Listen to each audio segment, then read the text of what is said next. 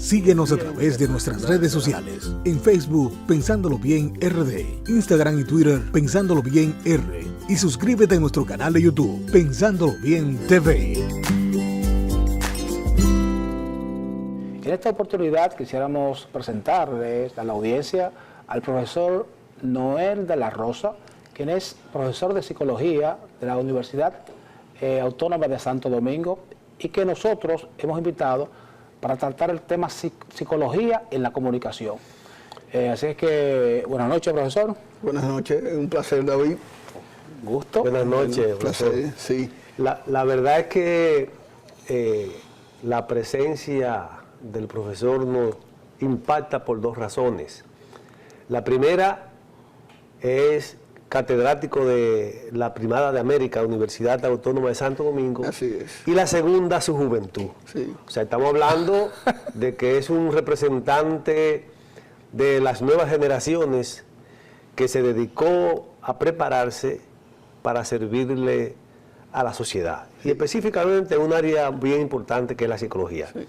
¿De qué manera podemos nosotros aprovechar ese conocimiento psicológico con la comunicación y que podamos nosotros darle a través de su cátedra esta noche niveles importantes de beneficio a nuestra audiencia? Sí, muchísimas gracias por la invitación. Antes que todo, me gustaría decirle a la sociedad dominicana que todos debemos unirnos para tener una mejor sociedad, porque si no, la misma sociedad va a venir en contra de nosotros. En ese sentido, la psicología, yo agradezco mucho al haberme orientado por esa área, porque todo lo que nosotros hacemos, de alguna manera, es psicología y es comunicación. En el proceso de comunicación, yo siempre digo que independientemente de que hablemos o hagamos silencio, siempre nos vamos a estar comunicando. Las personas... ¿Hablando o en silencio? Como sí, el silencio también es una manera de comunicar. Inclusive a veces uno comunica más cuando está en silencio que cuando habla. Yo digo que los padres siempre se concentran en enseñar a los hijos a verbalizar, a hablar, a utilizar la palabra. Sin embargo, no se preocupan porque los hijos comuniquen. En ese sentido, podemos intentar decir con palabras lo que nosotros querramos, pero hay una información por debajo de lo que intentamos decir que es más importante y que es más rica. En ese sentido, los comunicadores y las personas comunes también, para aprender a transmitir un mensaje y tener efectividad en el mismo, deben entender un poco que hay una idea que se produce en la mente, se produce en el cerebro. Vamos a utilizar un código, pero que esa idea va a ir a otro cerebro también. Entonces tenemos que intentar de ver más allá de la palabra y identificar la reacción que tiene el sujeto, tanto en el cuerpo como en el tono con que transmite la palabra. O sea, por eso a veces decimos del lenguaje corporal. Bueno, ahí hay toda una serie de elementos de la comunicación no verbal, que algunos teóricos plantean que hay un 97-3, o sea, solamente el 3% de lo que nosotros decimos lo decimos con la palabra y la demás información está en un 97% en el lenguaje no verbal, pero eso implica la parte corporal, eso implica la microexpresión, eso implica la áptica, que es más o menos el roce que tú tienes con la persona, eso implica la proxemia, que también la distancia que tú tienes con tu interlocutor también te da información. Cuando tú sumas todos esos elementos, también el tono con que tú dices la palabra y la sintaxis también, cómo tú elaboras, estructura también el mensaje, ahí tú vas a transmitir una gran cantidad de información. Ok, o sea que incluso hasta la forma en cómo mira a tu interlocutor. No, naturalmente. Yo cuando comunico, cuando hablo con las personas, elimino en gran medida el oído y me concentro con la visión. O sea, uno escucha mejor con la visión que con los oídos. Y para uno comunicar bien, uno de los elementos fundamentales es la atención. Tú disponer todo tu cuerpo y todos tus sentidos con la persona con la cual tú te estás comunicando. Eso dice mucho. Y yo creo que la mayoría de las personas cuando intentan hablar contigo que tienen un problema, ese tipo de cosas, A veces tú piensas que ellas quieren escucharte y lo que las personas quieren es ser escuchados. Y en ese sentido tú estás transmitiendo también un mensaje cuando tú escuchas. Le estás diciendo a la otra persona, tú eres importante para mí. Y yo creo que eso es lo que nosotros buscamos, ser importantes, ser escuchados. Que lo tomen en cuenta. Mira, Sí. profesor, si nosotros pensamos, nos vamos atrás a los inicios del hombre y vemos de sopetón esta época, esta era, ¿cómo usted puede, qué diferencia usted puede explicar de aquella época remota y de esta época moderna? No, el proceso comunicacional, lo que ha variado es en la tecnología que nosotros utilizamos, pero la intención del hombre siempre ha sido la misma. El ser humano tiene, la primera razón de ser es la sobrevivencia, la segunda es la felicidad. Todo lo que se hace en el proceso comunicacional va dirigido al mismo propósito, independientemente de cómo tú lo hagas. Hoy en día, por ejemplo, están hablando mucho de la posmodernidad y del tema de la importancia a la verdad y la banalidad que hay cuando uno habla sin importar lo que tú dices, si es mentira o es verdad, solamente el interés que tú tienes. Y se piensa que eso es de hoy. Eso ha sido siempre así. Recuerda que en la antigua Grecia, por ejemplo, aparecían los filósofos y aparecían los sofistas. Y se le indicaba a los sofistas que ellos utilizaban la palabra para sustituir la verdad por la mentira, solamente enfocándose en el interés de las personas que ellos defendían. Si tú buscas ahora, con la mayoría de las personas que tú hablas, si buscas en el trasfondo, por debajo de lo que realmente ellos quieren, realmente lo que están defendiendo son intereses. Pero la comunicación tiene un poder increíble. Inclusive hay personas que son culpables y salen siendo, digamos, inocentes cuando tienen una persona que sabe utilizar estos códigos y puede de alguna manera convertir una realidad que es palpable, convertirla en una ficción en la cabeza de otra persona y ponerte a ver realmente lo que tú no estás mirando, sino lo que le interesa al otro. Entonces la comunicación tiene un elemento sumamente importante para el éxito de cualquier persona en cualquier contexto, ya sea el elemento romántico, ya sea el elemento familiar o el elemento inclusive laboral.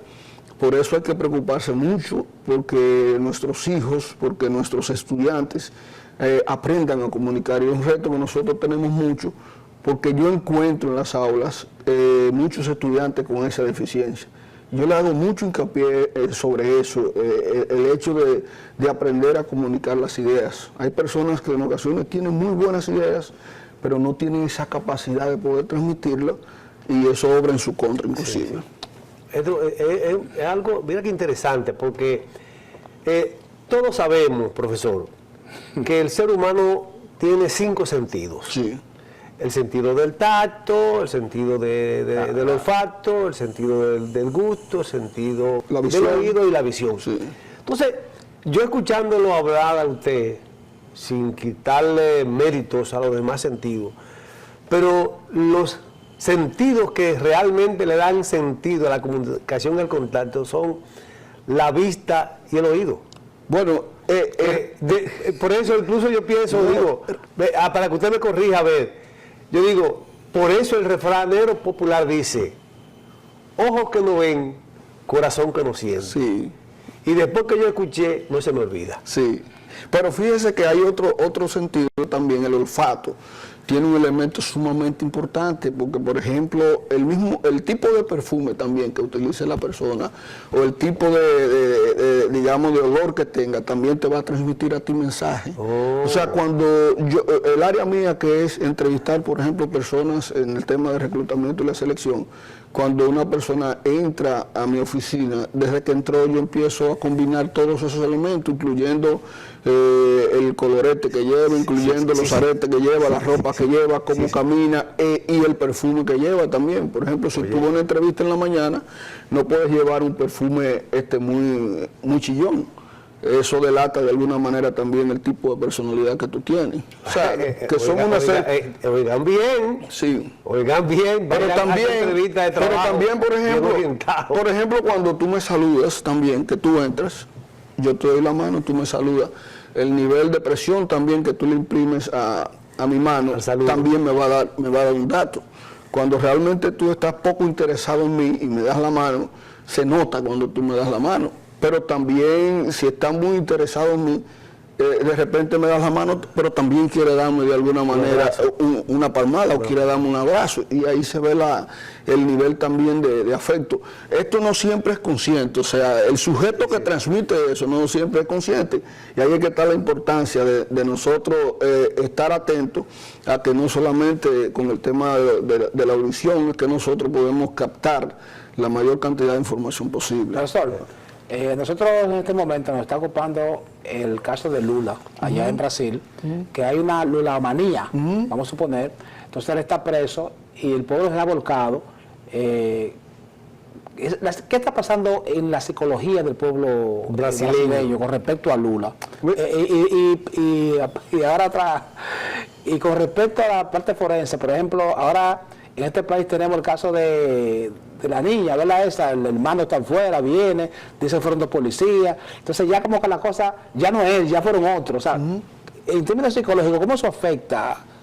Mira, en el caso de Lula específicamente, recuerda que con Lula se creó mito o realidad, pero se planteó de haber sacado una gran cantidad de gente, de personas de la pobreza, 33 millones, 40 millones, varían los datos. Pero al final tú no puedes contabilizar de manera cierta cuántos fueron. Sin embargo, Lula sentó un precedente como presidente en Latinoamérica y se catapultó como uno de los mejores presidentes, independientemente de todo. Cuando se quiere encontrar, se encuentra. Sí. Y le encontraron una debilidad y ahí él está como Sócrates en una ocasión dijo que no podía escapar de lo que él había defendido, la justicia. Él también está pegado a esto, pero el pueblo que él liberó, el pueblo que él sacó de la pobreza, de alguna manera se encuentra identificado con la causa de Lula y era evidente, y él lo dijo incluso, él dijo que si lo encerraban lo iban a convertir en un héroe y si lo mataban lo iban a convertir en un mártir. Y cuando salga entonces lo iban a convertir en un presidente. Sí. Lo que quiero decir, y vamos a entender esto, el tema aquí no es racional. Sí, el tema es irracional, porque estamos vinculando con el sentimiento. Y la manera inclusive como él se ha manejado también le da una cantidad enorme de razones sin razón al pueblo para poder identificarse con esa causa. Y aquí se puede producir entonces lo que es un contagio psicológico de emoción, y como planteaba un psicólogo social y de los grupos, que planteaba también el tema de la psicología de las masas. Cuando uno se consolida en masa, suceden cosas increíbles. Entonces, yo creo que por aquí va el tema de Lula. Hay que esperar a ver hasta dónde esto va a llegar. Yo no creo que esto se quede tan así sencillo, que él cumpla la pena que él tiene. Pero en Latinoamérica están sucediendo cosas que realmente son increíbles, que no se veían hace mucho tiempo. Sí. Por ejemplo, ahí mismo está el caso, mira, el caso de Correa y Moreno en Ecuador. Increíble el caso de Correa y Moreno. Yo nunca pensé que Correa cuando saliera iba a correr la suerte que está corriendo ahora, y mucho menos luego de haber apoyado a una persona que a su vicepresidente y lo apoyó, y mira cómo él, pero yo lo entiendo esto no a la luz de la ética, sino a la luz del poder. El poder. Entonces no hay cosa que transforme más la mentalidad de un sujeto que el poder. Y en eso tenemos que estar claros. O sea, ahí viene el refrán que dice: si quieres conocer a Mundito, dale un carguito. Una frase lapidaria de Balaguer. Y eso es no menos cierto. O sea, las personas cuando son débiles también tienen una especie de poder que es el de la lástima.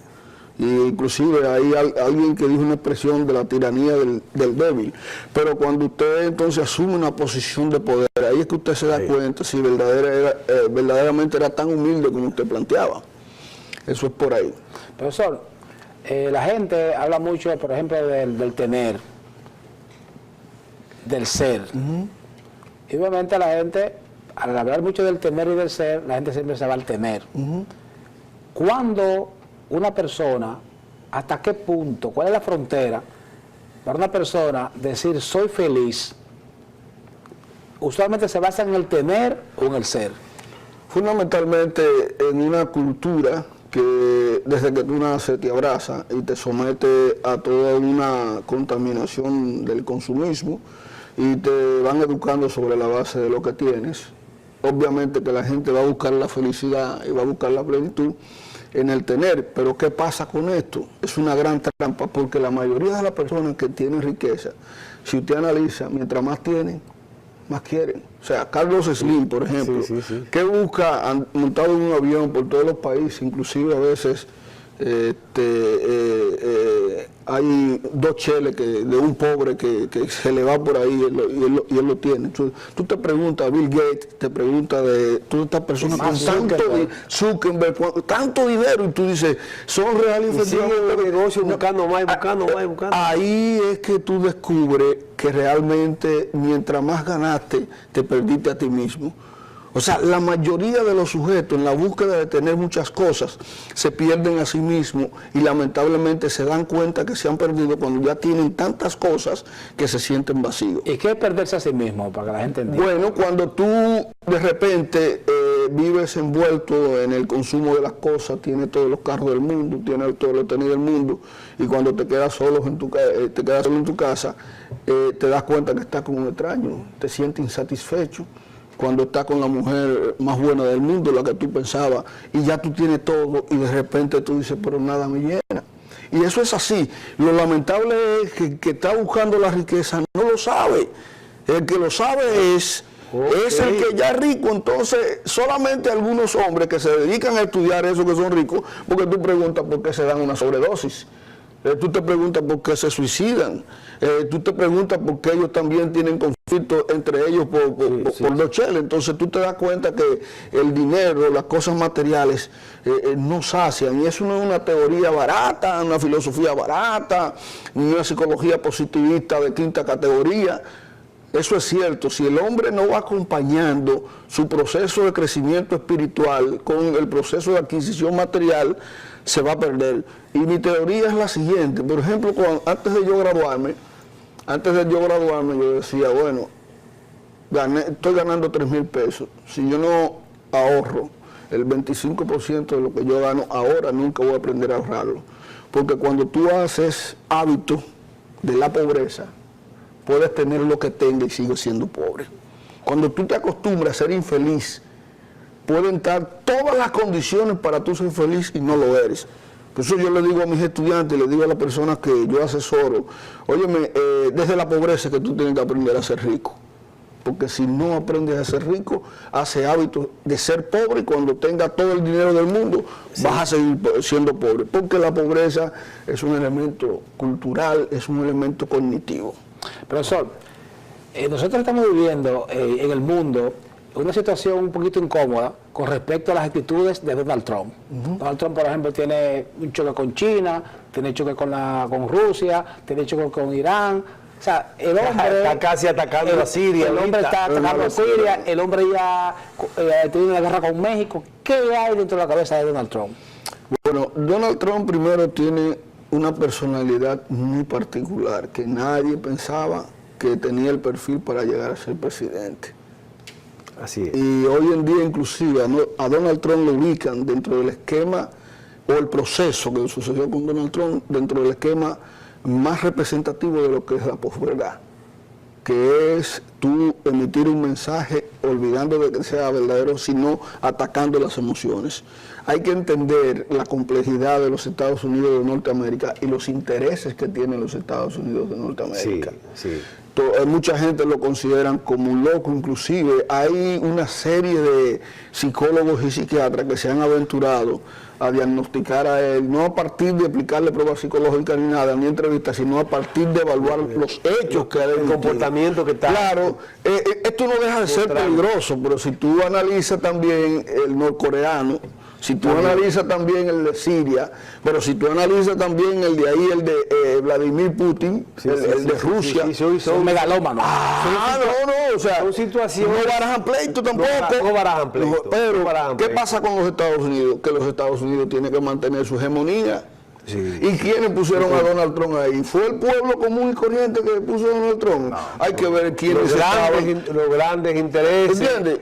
Entonces, no creas Es una tú que, estrategia que se usó. Pero no creas tú que esas decisiones son decisiones que súbitas, esporádicas, que le salieron a él ahora y ya le salió con eso. Yo no creo que los Estados Unidos, un país como ese, con tantos intereses y con tantos poderes, le dejen las decisiones a un sujeto como Donald Trump.